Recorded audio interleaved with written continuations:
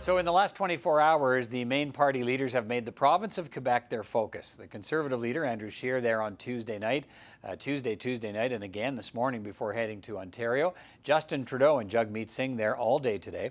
Quebec is key to the fortunes of all three parties, but the sudden rise of the Bloc Québécois means nothing is for certain in Quebec these days, except some very competitive races and key ridings. Daniel Béland is the director of the McGill Institute for the Study of Canada. He joins me now from Montreal. Daniel Béland, good to see you again. Thanks for being here. Thanks for the invitation. With 78 seats at stake in the province of Quebec, the leaders are paying a lot of attention to the province. Let's start there and why Quebec is so important to any leader who wants to be Prime Minister. Well, this time around, I think Quebec is very important because you have these 14 NDP seats, and most of them are really in danger. And so I think that at the beginning of the campaign, the Liberals expected to win most of these 14 seats, and the NDP could maybe keep a few of them.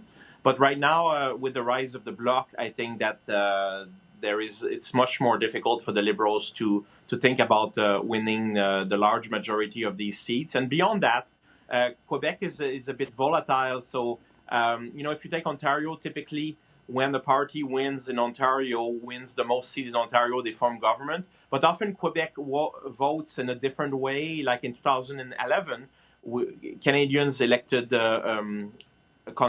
majority conservative government, or at least was the outcome of the election. But in Quebec, people voted massively for the NDP, and the NDP ended up with 59 seats. So Quebec is sometimes quite unpredictable, and this time around we see that since the beginning of the campaign, the Bloc has risen in the polls in a really major way, and that's totally changing the political map here, and the way it might. The way the elections might turn out on the 21st. Okay, let's go there. Why are we seeing the growth of the Bloc Québécois? I think when the campaign started, few people thought the Bloc would be relevant in this campaign. Why is it suddenly back in the game? Well, I think that François Legault is the main explanation here. The Bloc has aligned itself with François Legault and his policies, including Bill 21. The only party that's actually defending really Bill 21, perhaps, well, with the exception of the People's Party, but that's a tiny party. So I think that it's the fact that they have been surfing on the CAQ wave, the fact that François Legault is really a popular premier in Quebec right now, and they have aligned themselves with his policies, and they defend the autonomy of Quebec. So this rise of the Bloc is not about a sudden newfound passion for sovereignty per se. Support for sovereignty remains quite low in Quebec right now, but it's more support for the defense of Quebec autonomy, and also to show some dissatisfaction towards the performance of the Trudeau government in specific areas such as the environment. Okay, I want to get into some of that in a moment, but let's stay with the man we see on our screen here, Yves-François Blanchet. He's found a way to connect with voters in Quebec that certainly recent Bloc leaders in the recent past haven't been able to do. And I guess there's the François Legault effect that he's riding on that. But there's something about Mr. Blanchet as well, isn't there? Why is he finding a way to connect with voters in Quebec? Mr. Blanchet, first of all, provided stability and unity to the Bloc, something they badly needed, because just a year and a half, 2 years ago, they were a divided party. Most members of the Bloc caucus left, and it was really a mess. And so he helped. He was the only candidate to the leadership. He became leader, and he's been very successful in unifying the party, and also someone who has a lot of media experience. He used to participate in a show on the Radio-Canada news channel, and he has a lot of experience with the media, very good social skills, and he's been quite successful in the debates, especially the two French language debates. So someone who has growing popular appeal in Quebec among ordinary voters, Francophone voters, of course, primarily. What's your view of this notion that if the polls tell us it's likely to be a minority parliament on Monday, does that in any way free a lot of voters in Quebec to look at the Bloc as a real option? If they say, look, if it's going to be about who's going to defend the interests of Quebec in a minority parliament, and if that's the overarching sort of sentiment you have as a voter, and it's going to be a minority parliament, then the Bloc doesn't seem like such a risk for a lot of voters. Is that fair? That's true, especially if you think that this minority government will be liberal. But if it's conservative, then that becomes a bit more complicated. And so voters have that in mind too. And that's what Justin Trudeau is trying to say right now. Vote for us because a vote for the Bloc is actually a vote for the Conservatives. But I'm not sure that this argument will stick with most Francophone voters who think about voting for the Bloc this time around. Why not? Well, I think that there is, as I said, quite a few people who voted for the Liberals back in 2015, and they are not necessarily so happy with the performance of the Liberal government. And there is also this issue that the autonomy of Quebec is important. Quebec's been in the mind of many voters has been criticized by the Federalist leaders over Bill 21, and also some provincial leaders like Jason Kenney have attacked or criticized Quebec. So there's a sense that Quebec has to defend itself in a way in Ottawa, and that the Bloc is the best way to do that. And I think some people are willing to vote for the Bloc, even if it entails the risk of favoring, in the end, the election of a conservative government in Ottawa. Although I think that if it was the risk was actually, people thought the risk was a conservative majority government, I think that will be a different situation.